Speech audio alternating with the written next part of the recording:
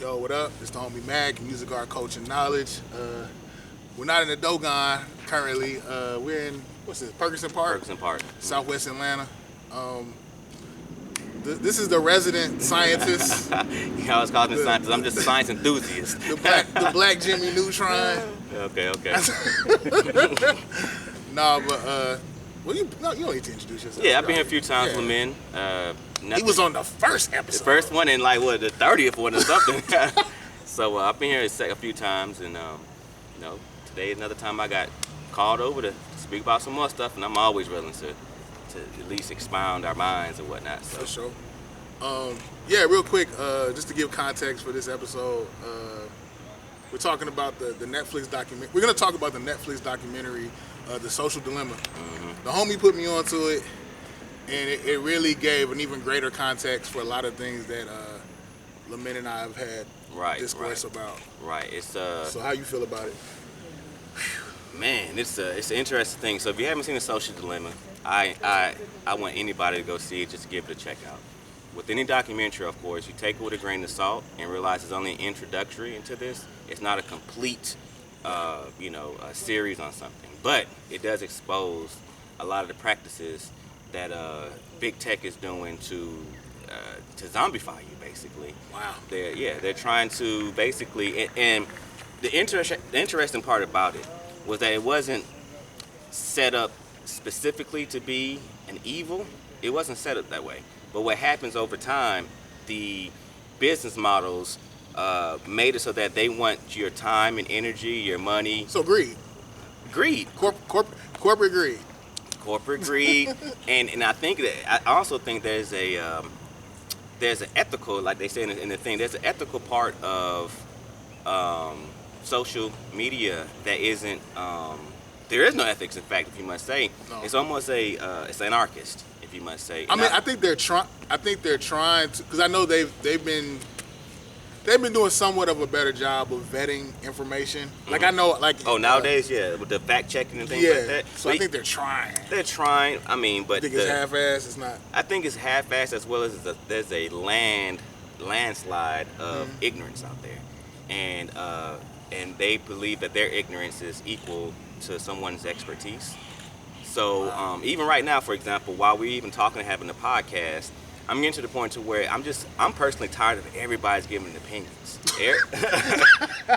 Everybody's talking. I can't have an opinion, homie? No, I say giving them. You can have any opinion you want, but in modern times, it seems as if, because dealing with the social dilemma, is that everybody wants to have a podcast. Everybody wants to be on Instagram. Everybody wants to be on Twitter, and they want to be the person who knows the information, who you come to, so that you can get your fix for information. Right. I believe I called it infotainment. It's not my word, you know what I'm saying, but infotainment. And we get to the point to where, rather than becoming experts in our fields of thought, we're becoming basically not even journalists, but just talkers of it. Well, you know what? It kind of. What are the trashy tabloids? Tabloids, I guess. Yeah. Yeah, I'm trying to think of the specific. I can't remember the name of one. The alien babies and bat people and stuff. Yeah. And I think things have devolved into that. I mean, it's really interesting when you think about how like the computer itself was designed after the functionality of the brain. You know, and like you said, I think things start off with an innocent intention. Absolutely, and that's the thing about it, is that you never know really where this technology is going to head to. Right. You kind of create something, and then it kind of gets the life of its own, especially when you put it into the hands of the people and to the public. Another thing I believe it exposes is the level of education the public has. The lack thereof, especially the lack thereof. And what happens inside the Social Dilemma Netflix series, they explain how basically these opinionated things has eroded your trust within institutions. Yeah. You don't trust your doctors anymore. You trust the person who's trying to tell you that, there's so many things inside your vaccinations, or that, that they just want your money and they don't care. And some of these things can be true. Don't get it twisted. It can be true. But when you start off with the conspiracy theory, with the strong emotional attachment to some information that you think that you know, That you can't verify. That you even if you a lot of people can't verify everything. True, that's true. But what happens is the person comes and they present themselves as an expert or as somebody, an authority in some type of conversation. Even if they don't automatically say it out loud, they believe themselves to be. And the people who come to get the information almost takes their word as the word. Gospel. As gospel.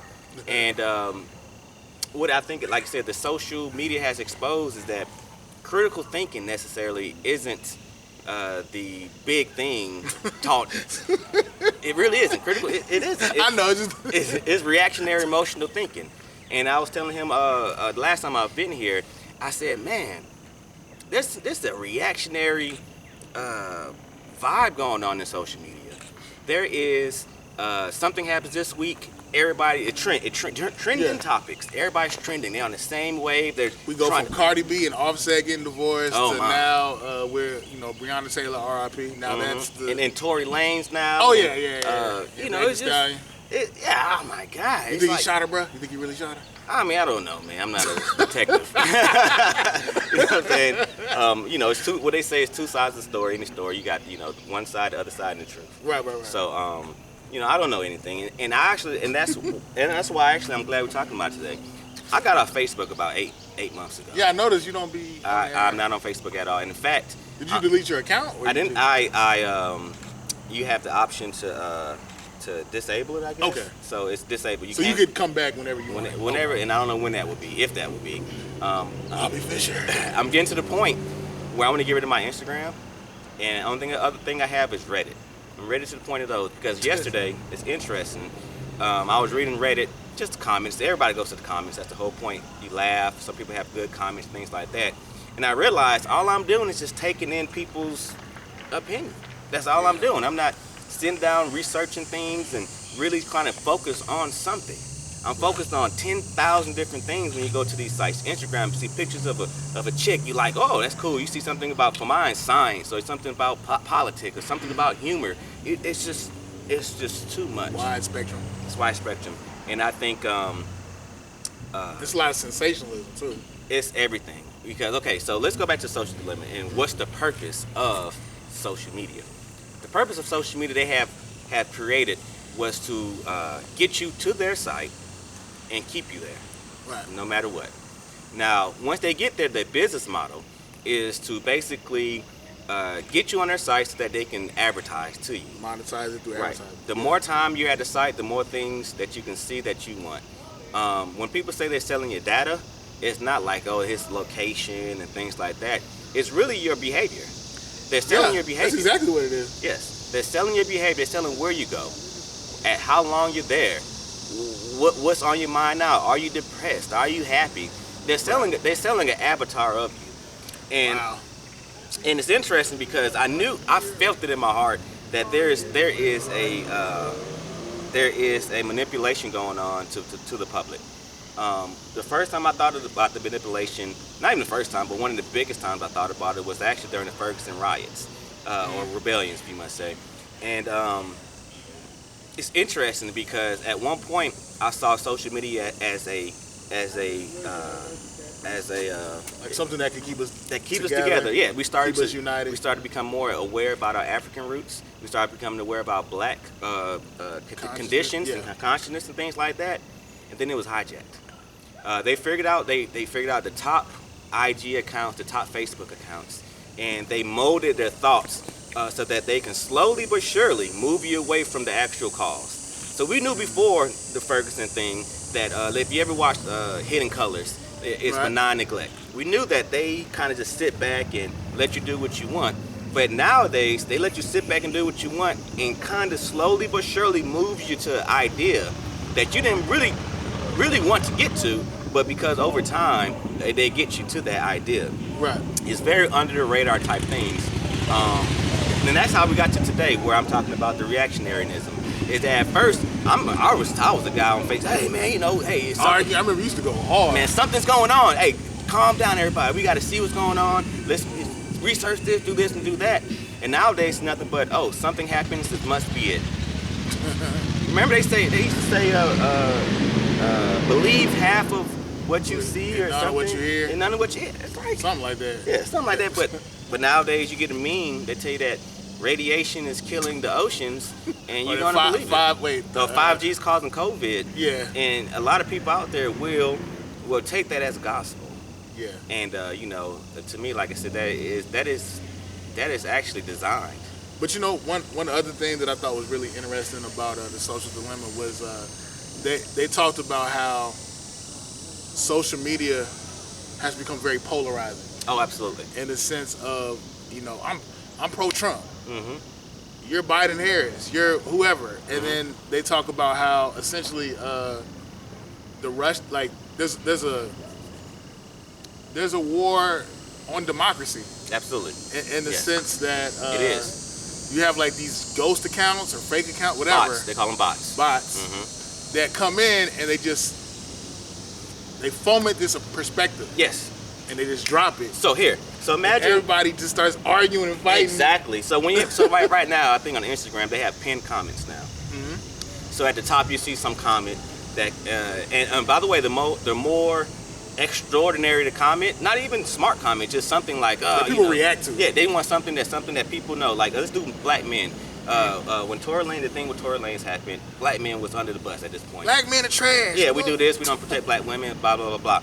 You know what I'm saying? The top comment would be that, oh, black men are this, because it's going to evoke an emotion. And they know people are going to feel some type of way, so they're going to stay on the site. They're going to continue to argue with people, whatever the case may be. That is designed. That is designed. That's not the truth.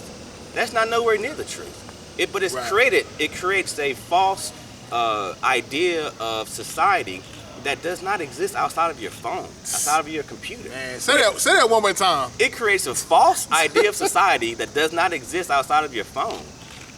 Look, people are not dumb, but they're easily manipulated. One part of social dilemma said that AI does not have to beat the smartest human; it just has to beat your weakness. Right. Once it overcomes human weakness, it already has you. Same way what drugs do.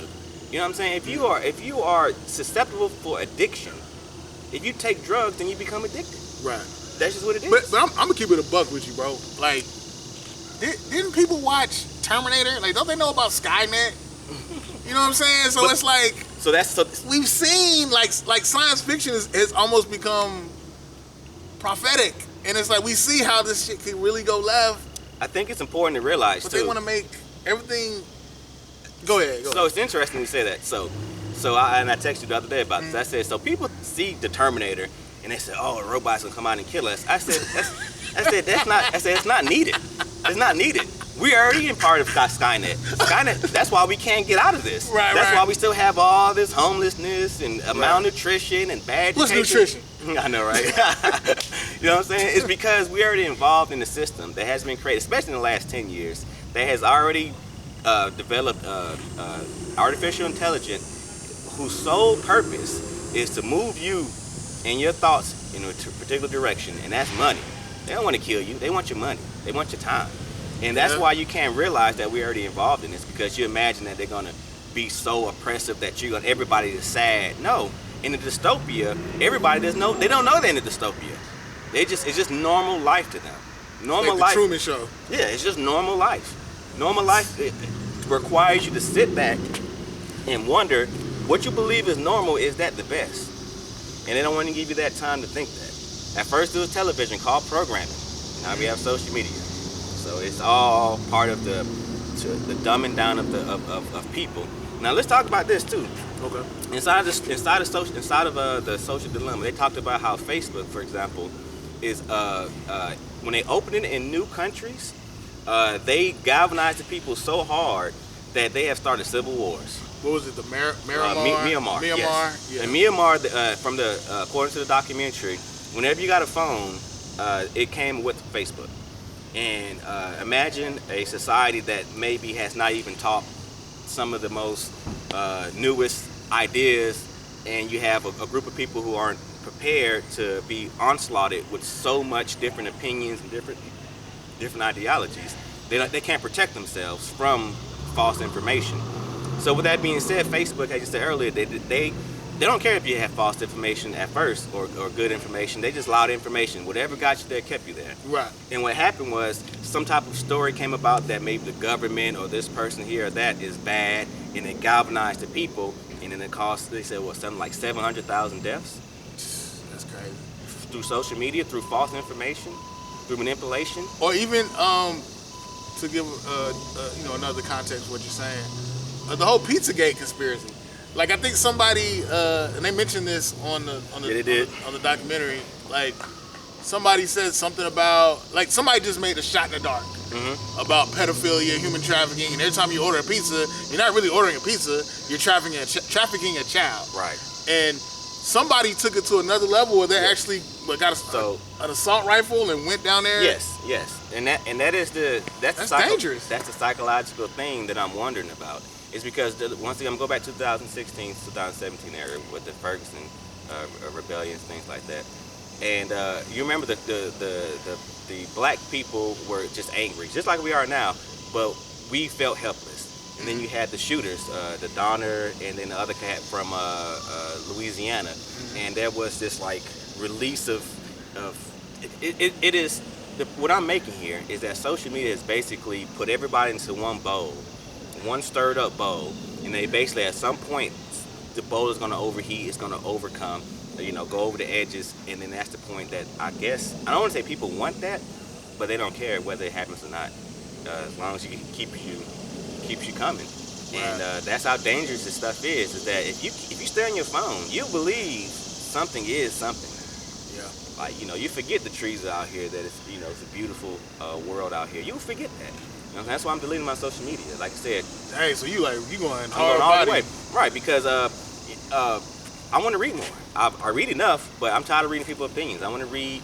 I'm getting to the point to where if you want to become an expert or even advanced at something, you need to spend your time doing it. I'm teaching myself piano. Okay. So one thing with piano is you need time to teach yourself. Don't look at somebody playing the piano.